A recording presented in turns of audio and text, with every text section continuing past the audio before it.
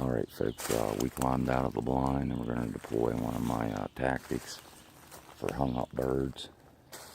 When you climb out of the blind, you want to make sure there's no other hunters around you or no other turkeys. We got a bird out here and sounds like he's out in the drain of this field, which is about 200 or 300 yards away, and he's gobbling pretty steady. Might have been the one we see, the one I seen fly down this morning. I'm going to lean my bow up here against a tree. I'll walk up in his general direction and circle back around the edge of the field, calling a little bit. Maybe that'll entice him to come down.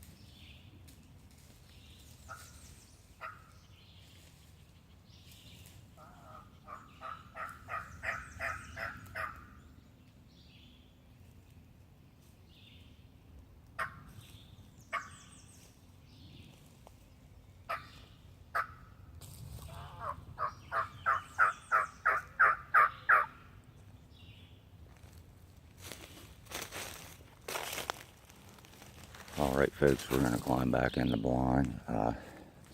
He gobbled a couple times out of his calling, cutting me off. We're going to jump back in the blind quick, and like I said, this tactic usually works because they get used to you calling in the one general area and you get out and move around just a little bit. Sometimes it's enough to entice them to come in. I wanted to pan out through here and show you this nice little open area that I'm hunting. It's a nice little ridge line with a flat behind it. We're going to climb back in the blind here quick and see if we can get him rolling. Like I said, he gobbled a couple times while I was calling. So maybe that's enough to entice him to come back in here. Like I always say, hunt hard but hunt safe. This is Spaz 88.